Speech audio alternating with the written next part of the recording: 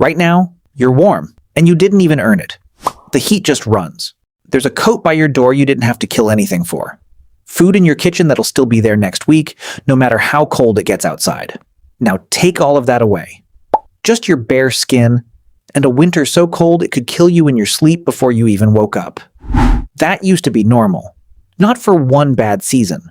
For hundreds of thousands of years. And somehow, they made it. You're the proof.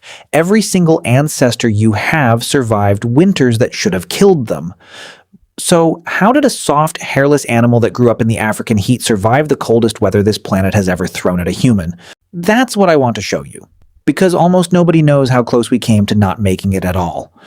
Let's be honest about what they were facing. The last ice age peaked around 20,000 years ago. Average temperatures sat 6 degrees Celsius colder than today. Doesn't sound like much.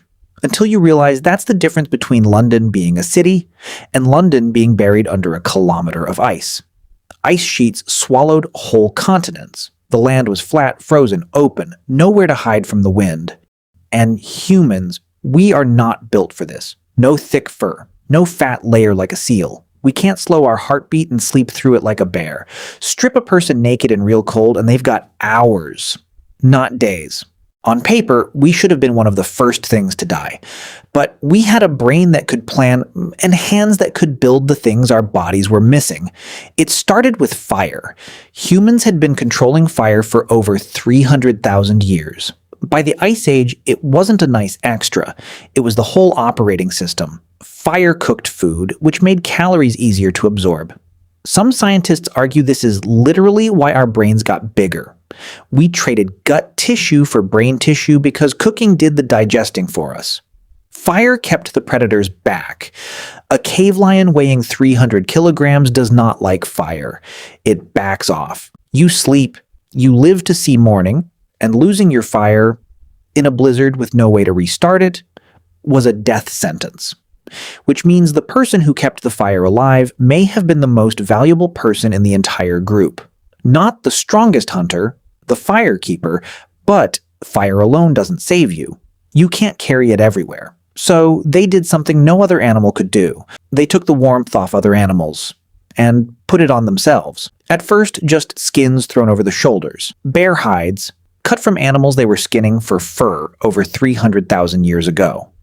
But a loose skin leaks heat through every gap. That's not enough for a real ice age. The fix arrived around 30,000 years ago. A sewing needle, a sliver of bone, thinner than a matchstick, with a hole barely a millimeter wide drilled through the tip. One scientist called it maybe the most important invention in human history. Because a blanket on your shoulders and a coat that actually fits are two different things, and that tiny needle is what turned one into the other. At a burial site in Russia called Sungir, archaeologists found 2 children buried in garments covered with thousands of hand-carved ivory beads, sewn in patterns that reveal something stunning. A layered clothing system. Inner layer for moisture, middle layer for warmth, outer layer for wind and water. That is exactly the layering system mountaineers use today. They figured it out 34,000 years ago by trial and error. The people who got it wrong died. The people who got it right passed the knowledge down to you. Now picture the home. Forget the cave. In Ukraine, at a site called Mezhyryk, archaeologists found something that stopped them cold the first time they saw it. Houses. Built almost entirely from the bones of woolly mammoths. Skulls weighing over 200 pounds used as foundation blocks. Curved tusks locked together into a dome. Hundreds of smaller bones packed into the gaps. Some structures required the remains of over 150 mammoths. The whole frame wrapped in stitched hide, sealed against the wind, and it worked. Reconstructions show these houses could hold interior temperatures 40 to 50 degrees warmer than the air outside. Using nothing but a modest fire. That's not a shelter. That's architecture. But staying warm tonight means nothing if you starve next month. Winter's real killer is hunger. So they stopped eating like animals and started thinking like accountants. A single mammoth could provide 500,000 calories, enough to feed 25 people for weeks. So when they made a kill, they didn't just eat it, they engineered it to last. They dug pits straight into the permafrost, turning the frozen ground itself into a refrigerator. They dried meat into strips, rendered fat, and packed it with crushed berries into something almost identical to a modern energy bar. Nothing was wasted. Every organ, every scrap of fat, every piece of marrow. Because in a world with no grocery store, waste was a death sentence.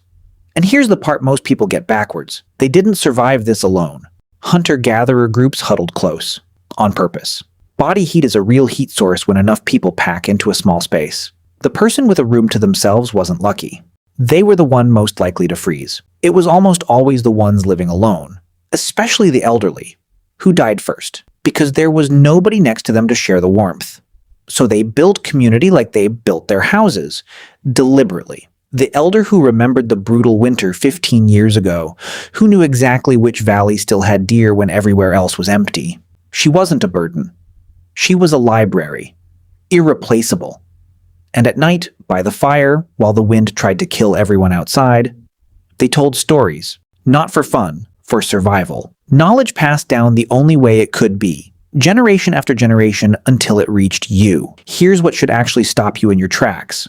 In a couple thousand years, nothing on this timeline, we went from stacking mammoth bones into a house to tapping a button for heat.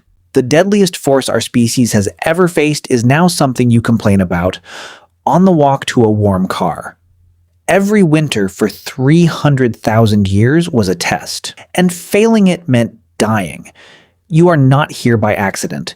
You are here because every single one of your ancestors passed that test. Every single time for 300,000 years straight. So next time you touch that thermostat, remember what it cost to get there.